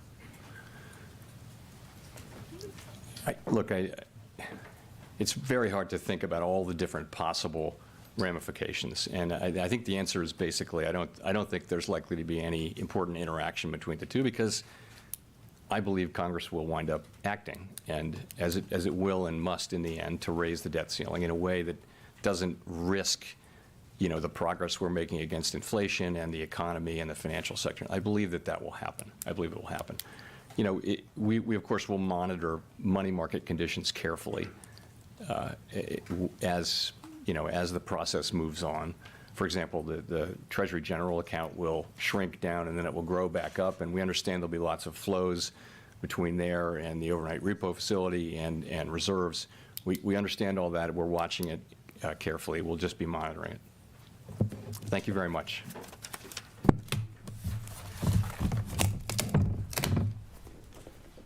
All right, that was it, everyone. Jerome Powell and the Fed. The markets right now are looking very, very positive. Ooh, buddy, what do we got right here? Let's get rid of that. But the markets are looking very positive right now. with Bitcoin sitting at 23,395, ETH above that 16, XRP above 40, and we got XLM above that 9-cent mark. Wow, wow, wow. Market pumped on that. All right, so here's what the market was looking at. Let's break this down for everyone, all right? What the market was looking for, what the market was expecting was 25 basis points with negativity, more negativity, right? A super hawkish Fed. That's what the market was pricing in. But when Jerome Powell said, hey, maybe these 25s are working, I don't know, maybe we can kind of slow down to 25s, maybe we only need to do this 4 more times this year, then all of a sudden market's like, okay, cool, we could digest this action. But the things that we need to pay attention to is he said that the job market is still too strong. Now, why would a too strong of a job market make a difference? Well, it's actually fairly interesting. If you have a strong jobs market, people can afford to pay more for goods out there, right? We were talking about in the chat eggs and so forth and fuel. If you have a strong job market, people can charge a lot for fuel and eggs. Why? Because there's a strong job market to support it. So it's not just the inflation dynamic, it's also supply and demand mixed with, yes, the job market. Now, if job markets soften, that means you have less people, right? Unemployment goes up, you have less open jobs, less people working, then that's less money that can go into these expensive goods. That means less people can buy it, which means people have to lower their prices to get more sales going. So what we looked at here was Fed saying, look, 25 basis points, we're going to come at 25. If the markets don't pull back, if CPI data now doesn't come at like that 6.0 or lower, then I could see Jerome Powell and the Fed going with the 50. And he left that door open, but 25 basis points looks to be what he's pricing in. The minutes for this come out in 3 weeks from now, and the minutes go into further detail what the Fed was discussing. Yeah, Nico's right. You can have more jobs, but crappier salaries. That's the problem, though, Nico, is salaries themselves are still up comparative to even a couple years ago before the Rona happened. There were a lot of industries that had to pay a 15 to 25% premium for new hires and retaining their current workers right after the pandemic because of how messed up the job market was, because of how much demand was pent up, right, being shut down, but the supply wasn't there. And earlier someone had asked, hey, guess what? Why doesn't the Fed tackle the supply part of it? Because that's not the Fed's job. The supply part of the equation is done by federal governments, getting the hell out of the way, letting businesses do business stuff, right? Maybe not taxing them as strong, all the red tape, all the weird standards that are overdone. And it also comes from the businesses opening up their production lines. Now, the businesses we know out there, right, they have job openings, but they're not filling them all. Businesses are keeping as much profit as they can, trying not to hire more people because it just kills their bottom line too much. So Crypto Soldier was out there, and Crypto Soldier was saying, hey, it's hard because I have so many people I have to worry about payroll and so forth. And that's why companies aren't hiring more, because companies' margins are shrinking because what their expenses are. They're paying more for fuel. They're paying more for labor. They're paying more for their supplies. So this is a whole supply chain mess. And all we have right now is the Fed doing stuff because governments themselves aren't. Mercenary One rate hike is 25. Let's see. Robert Melvin, thank you very much for the support, sir. I just wanted to say thank you. You should have gotten a message back from me. Yeah, days like today are definitely a good time to scoop up on more fear. There was a little bit of pre-market fear selling, but right now everything seems to be very, very calm. Look, you're talking ETH up 2% in the last hour. So that means since the announcement of the rate hike, hey, that's awesome. Yeah, CPI data is going to be on Valentine's Day next. Now, I'm expanding my coverage, all right, because I have such a huge amount of you that are outside the United States. So I'm expanding coverage also to cover UK stuff. You have UK's central bank, right, their version of the Fed stuff, announcing their rate hike tomorrow, okay? We have our next CPI for the United States, which is the biggest macro mover for crypto across the globe. That is happening February 14th, Valentine's Day. Men, you have been warned. Valentine's Day is February 14th. There should be no excuse this year to not do something nice. Now, February 15th, the next day is what? That's the UK CPI data. So UK Fed meeting and UK CPI data is a day after the US's. Yes, and Robert Melvin chimes in, beans works, folks. Yes, it does. Guess what? I already got a donation from a viewer on the stream. Yep, Robert already sent me some beans using the app. And Robert, also, if you could, let Beans know, hey, what you thought of the app. Hey, was it easy to use? Was it easy to set up? How did you like the interface of you being able to send XLM, have it convert over into my fiat? That was pretty cool, wasn't it? So let me know what you think. Crypto Soldier jumps in, $10 super chat. super chat or super thanks, sorry about that, for 10. Thank you very much, Crypto Soldier, and thank you very much for becoming a channel membership. Channel memberships keep this thing going. The only sponsor that I have taken has been the Bean sponsorship, and that's not like a high finance sponsorship. You guys know, trust me, it's not about finance. That's more about spreading awareness to the ecosystem, using my ecosystem touch to help out partners within the Stellar ecosystem. So thank you, Crypto Soldier, and make sure everyone out there watching says thank you to Crypto Soldier as well. Channel members and my friends across the pond have been really, really stepping up big here financially. Robert chimes in, says Beans has worked out like a charm. Bree85 says, I want to check Beans out. Definitely check it out. Use the promo code that I've got up in the chat, pinned up in the chat comments here. It's a very easy thing. You don't have to put a lot of money on it. Ty Clark, thank you for the super chat as well. Everyone, give a big thank you to Ty. Ty is working multiple jobs, trying to make it happen. Gig economy, the grind is here, everyone. Why? Because it is so expensive out there for everything. Food, gas, and so forth.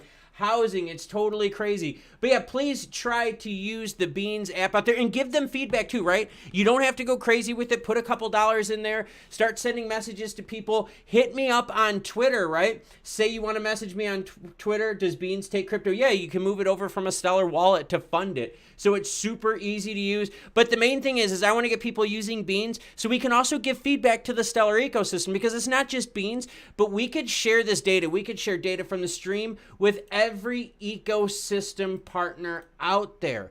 So what about all those artists on Lightmint, right, that do digital work? We've got a way for them to get paid now, super easy, using the Beans app and supporting the Stellar ecosystem.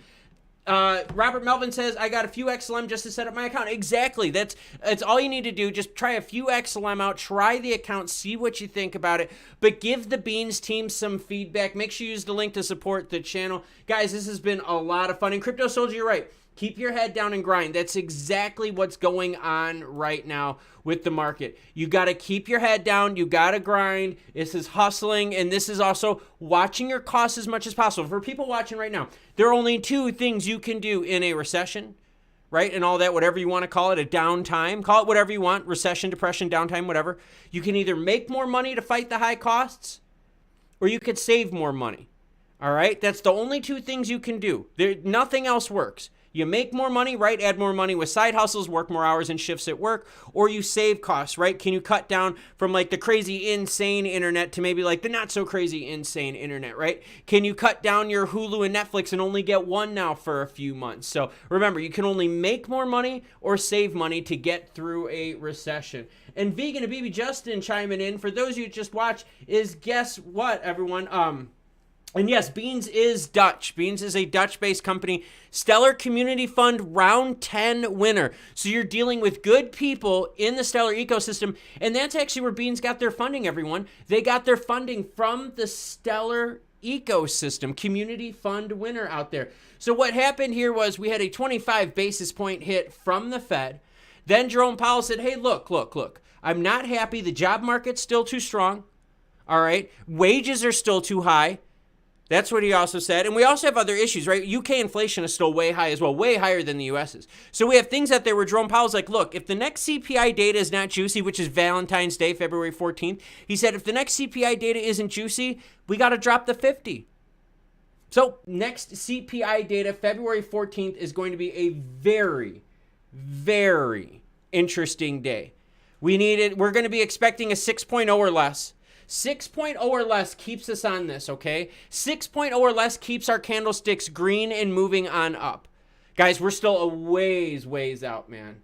A ways out. And CryptoQuest says, remember the heart, so it begins. The Three Mountains chart. That's Valentine's Day, just like Klaus says, when CPI data comes out. Yeah, it's very interesting. Very, very interesting. And remember, the last time XLM, you guys want to see something really cool? The last time XLM broke 10 cents, all right, let me show you something right here. The last time XLM broke 10 cents, they rocketed up, all right? And that's what I want to show you right here. That's this candlestick, all right? We did it. We hit that 10 cents. We went from 10.03 at open to 22.9. Isn't that crazy stuff? For KYC, that all has to do with you off-ramp money, Luan. So it's easy. And please let Beans know what you guys think of their app. Please give them the feedback so we can pass on the feedback to a stellar ecosystem partner. Is the Beans app XLM like XLM and XRP?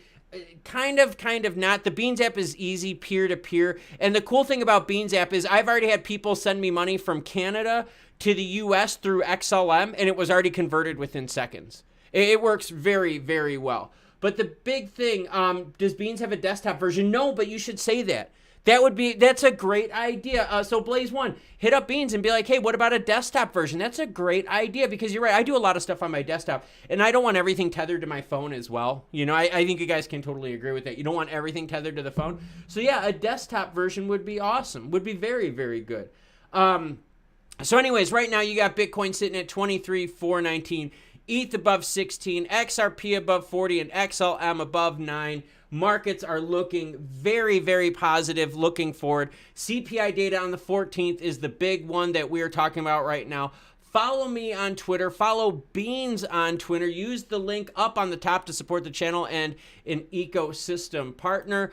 What do we got, everyone? We got the Fed, and since that, we've seen good movement from XRP, as well as good movement up past that 9 cent with XLM. For those of you that are joining or that joined late, in the beginning of the video, all right? In the beginning of the video, we talked about LBRY, secondary market not being called a security. Extremely important. Why? Secondary market is what we participate in, okay? We are secondary people, which gives us more protection out there, because until you get regs from the government, you have to use court case, right, to protect you, right? Precedent for law, applicable law. So with LBRY secondary sales not deemed a security, that gives us XRP holders out there a little bit of a sigh of relief, going, hey, wait a minute. If Ripple Labs loses the case against the SEC for unregistered securities, us as a secondary market should be safe because of the precedent set with LBRY. Let's see. Yes, and Robert is right. Just used it from Canada to Klaus, and it worked mint. Yeah, and you could set which currency you want on there if you want to send money via XLM. One of the big things I'm thinking of how I can use it is when I travel to meet you guys. Let's say I travel to meet any of you out there watching right now, and we go out and we go to lunch, and you're like, yo, dude, can I use my credit card or my Coinbase card? I get 4% back on XLM. And I'm like, oh, crap. Well, okay, I get it, but then I can't pay you, right? And let's say I don't have cash on me. Well, what if we're both on Beans app? I could Beans you instantly half of that bill, and you'll have that money right away within seconds. That way, you could still pay in your card, get the benefit of the XLM, and you could get the money from me instantly, so you know I don't screw you over. How cool is that? So there's a good way to use Beans. The other thing we need to do, figure out other use cases for sending money peer-to-peer. But LBRY secondary sales does give us some protection. All right? Does give us some protection in the secondary market. Make a sign says, we'll do work for XLM and have the Beans app or wallet QR code. Well, that's the cool thing, is with the Beans app now, I can get paid by anyone else out there. All right, think of all the other people that can open up this app, any European country out there, and they're like, well, yeah, it's super expensive to pay someone using euros because you have to convert it and then send it, and through the bank, it's all a hassle. No, now I can get anyone from the Europe, UK, anywhere out there, right? Going, hey, we will run an ad on your channel, and they don't have to worry about how they pay me because they could use the Beans app and make it super simple. Yes, come to Toronto. I like that idea. I haven't been to Canada in a while. I was in Quebec City last and loved it, but I definitely need to make my way up to Toronto. All right, what we're going to do right now is we're going to end the stream at 3:35. So let's get our last questions in, last comments in. If there's anything you want to ask, talk about, please let me know. Last 5 minutes of the stream are for you to ask the questions that are on your mind. And remember, CPI data, we're only at 6.5, everyone. We need to get back down to 2.0, so we got a lot of ways to go. 1-1 says, Uphold gives me 4% XRP rewards, but no P2P. But that's my point, though, 1-to-1, is you could pay, right, with your Uphold. You know, get a little Uphold action, get your XRP bonus. I could then send you on Beans some money. That way you at least get the other half. And that's kind of what I'm thinking. I'm thinking, what are some other ways, use cases we can use the Beans app? I like it because I can run ads for anyone out there, and I can get paid simple.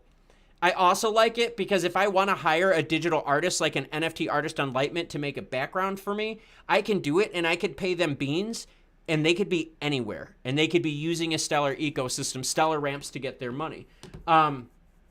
Robert Melvin says it took longer for my exchange to transfer over than it did the Beans to send it. And that's what I'm saying. The Beans app is super fast. And that's what I like about devs and stuff like that. If you're a crypto dev out there, if you're an NFT artist or even like Web3 crypto, like media space or anything like that, if you're working for people and doing freelance work, have them pay you in Beans. You'll get paid within seconds. You'll know if people are screwing you around or not. One of the things that's really bothered me, all right, is I've heard a lot of people out there working, even CryptoZoo, they said the devs weren't paid. If you had an app that paid you in seconds, you wouldn't work more than a few seconds after that week. Call up your boss, hey, look, you need to pay me, and until you don't pay me, I can't work anymore. That protects you, that saves you, especially for gig work and digital work across borders. So there's a lot of applications to this. That's why I was very, very, the referral code should be the one up in top, and it is Start Now, I believe is what the referral code, if you have a referral link, use Start Now or go to the pinned message up on the top. But Start Now is the referral code if you're still being asked to kick one in. Does Beans have a $600 cutoff for the IRS? That I don't know. That's a good question. I did ask them a lot of due diligence things out there. I did not ask them, though, about the $600 cutoff. Because, again, I mean, if we're not getting paid, right, or if this is gig work, that also has to do with per employer's amount, too. So it's not just the $600, it's per employer. So we definitely have to get more information on that. That's why I want to give it a try. That's why I want you guys to give it a try so we can figure it out. Places like fairgrounds and stuff. Farmers market. Yeah, that's another good one. Thank you, Twitch, for chiming in on that. We've got 3 more questions. Yeah, Start Now, all caps, worked. Thank you, Robert Melvin, for helping us out. We've got Bitcoin sitting up there big at 23,453, ETH 1618, XRP almost at 41 cents, XLM almost at 9.1, holding really strong now, considering that Jerome Powell and the Fed said, hey, we're going to keep doing rate hikes until we get down to that 2.0. Clicked on your link, code Start Now appears to be working. Thank you again. Yes, thank you very much, Decline Management. And for those of you out there, all right, with Beans, if you have trouble with it, hit me up on Twitter. You can hit them up. Their Discord is super, super active as well. Beans app, you just got to find people out there that are on Beans, and that's the other thing, right? Get more people involved so you could send money, send messages. I'm actually using this also to communicate with Molt. So if there's like a super important message that I need to send to Molt, well, it's on the blockchain, and I just use the memo as the message. So I can send stuff to Molt like, hey, dude, seriously, call me right away, and I know he'll see it. You know what I mean? There's money attached to it. Come on, guys. There's uses for everything. Let's see, Twitch Radio. Yeah, Twitch, try the link up on the top. That should work. CryptoQuest says, Klaus, thank you for doing this live stream. Have a great day. Yep, what we are going to be doing, we're going to be ending the stream here just in a couple minutes. Get your last minute questions in right now. And again, huge thank you to everyone out there that donated today for the stream. Impressive to see all the support from you out there. This community is growing faster and faster, and this is during a crypto winter, which is the most exciting thing. So just wait until we get those fair weather crypto fans back out there watching. Robert Melvin chimes in, have to support my favorite channel, and y'all should too. Yeah, hit the like button. I mean, whatever you guys feel like. A DRD, thank you, Twitch, for that one. Robert, thank you for the support. I greatly appreciate it.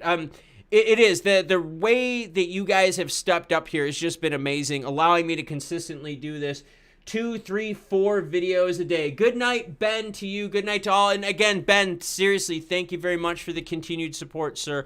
That picture I have up in my dining room is a constant motivation to keep grinding. It is. And what reminds me, Ben, about you in that picture, all right, is the fact that the guys up on the moon are looking down over Europe. I thought that was a really, really nice touch. So thank you again for that, because it really helps me out.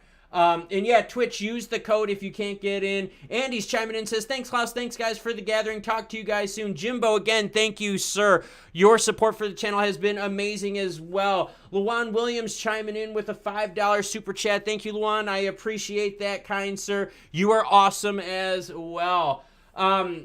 Oh, I see what you're saying, Twitch. Yeah, hit them up on Discord or hit them up on Twitter. And again, thank you everyone out there for the support. I'm going to play some music. Make sure you guys say your goodbyes to everyone.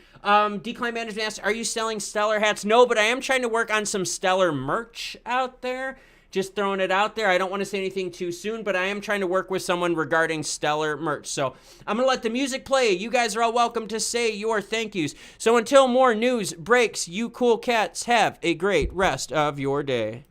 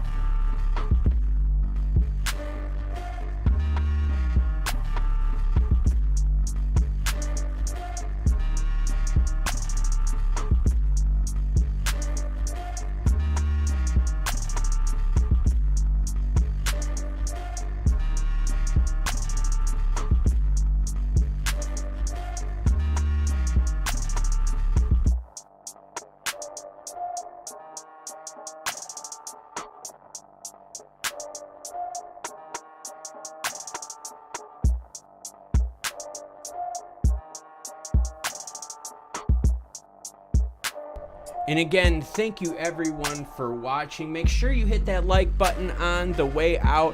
And as always, any article you saw in this video will be linked in the description below.